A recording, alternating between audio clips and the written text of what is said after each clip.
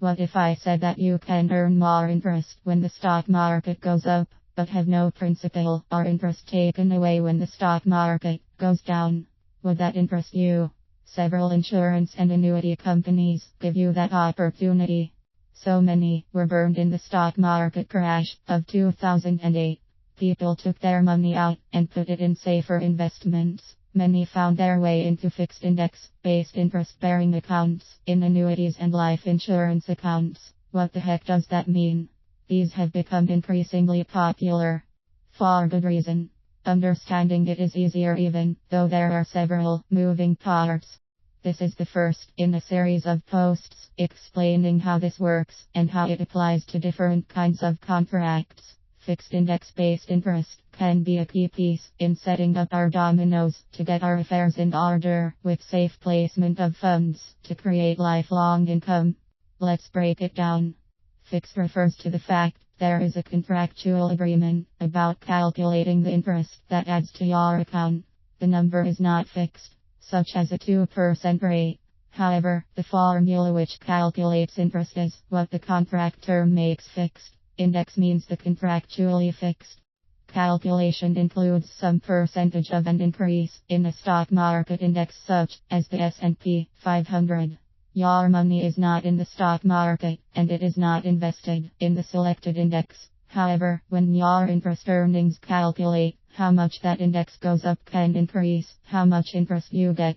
The formula stays fixed while any growth in the index triggers more interest in addition to any minimums promised. The good news includes this: when the selected index goes down, the calculation of your interest never goes below zero. They do not take away any of your principal.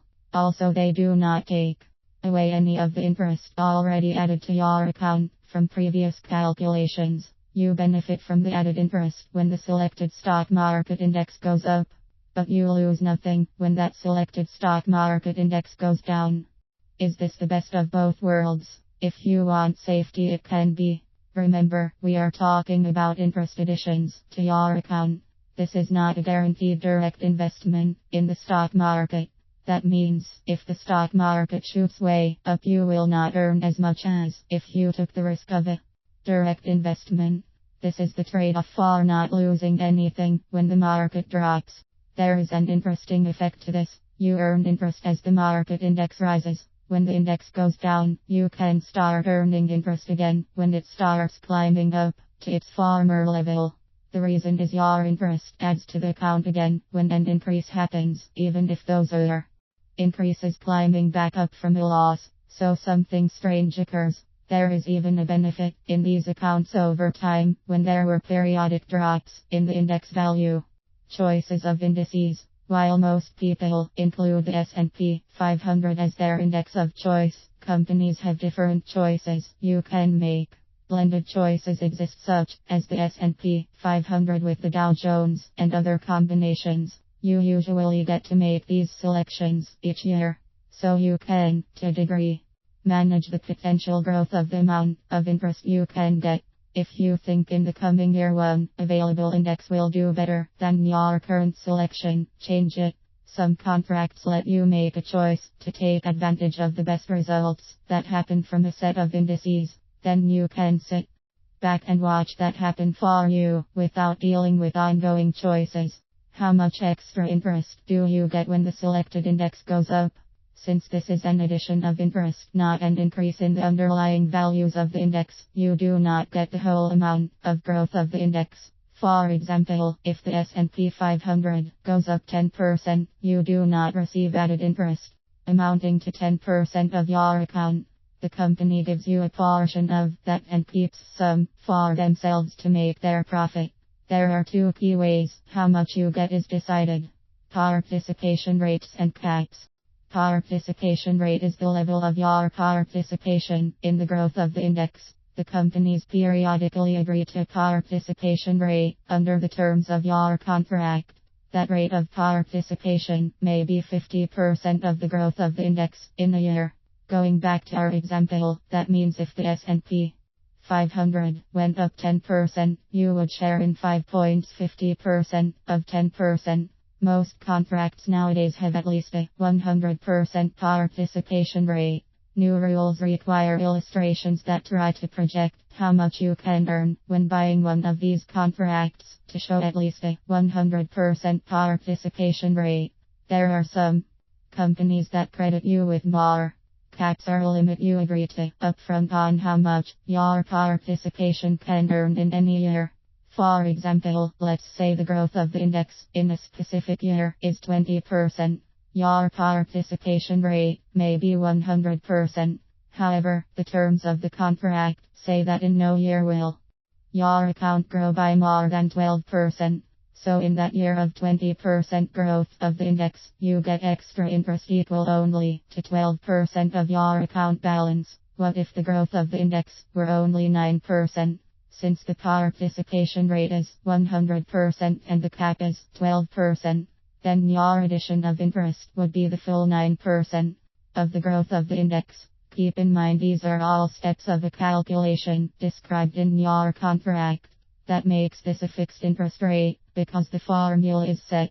In any event, each year the calculations are done, and the resulting interest is added to your account. You know what is happening. The annuity and life insurance companies are regulated and audited. That gives comfort you will receive what you are entitled to. Is this better than stock market investing? If you are ready to make safety your priority, it is. The simple reason is you cannot lose any principal or what you have already earned if your selected index goes down in value. During years you are willing and able to take risk and you want to increase your portfolio value the most that is possible, then stock market investing might be right for you. But most people planning for retirement are more interested in keeping what they have first. My view is this. The historical rate of return of the stock market over time is 9%. Of course, people who play the market can earn a great deal more in any one year. But that takes time, attention, and knowledge. How many of us are capable of putting in that time, attention, and gaining the necessary knowledge? So to get safety for direct investments in the stock market, we need to have designed for us a safe, diversified portfolio managed by people who do or invest in mutual funds. Their fees and commissions reduce how much we can earn. At the same time, there are studies that show fixed index interest over time can compete nicely with portfolio management. Even if we earn somewhat less, we have the comfort we cannot suffer a market loss. We will not lose our money. Is this a better way to go than other safe investments? You can earn more interest when your selected index goes up. In these times of low interest rates, this is a safe way to earn more interest than something with a stated rate. Certificates of deposit have FDIC insurance, but their historically low rates of interest make them less attractive than fixed index interest contracts. The fear is your CD interest will not even keep up with inflation. So you lose real money by the loss of purchasing power. The annuity and life insurance companies that make these contracts are regulated, audited, and must keep separate reserves to meet their obligations to you. The guarantees from these companies, while not backed by the full faith and credit of the United States, make the safety very good. Your money will be there when you are ready to start taking distributions, usually at retirement. Should you put your money in fixed index interest contracts? These are best for people that have piled up a nest egg they want to preserve. Safety is their key concern. They believe preserving their capital is more important than the income they earn on it. With fixed index interest bearing contracts, you can guarantee preserving your capital and still get reasonable growth for the future. Also, these are best for people who are looking for mid to long-term growth. The accounts are not designed to dramatically jump up in any year, but you will never see your account balance go below what it was the year before. Plus, this is not for that portion of your portfolio you need to dip into for current expenses. The interest earned is added to the balance to help future growth. Fixed index interest contracts are not suitable to get you current income.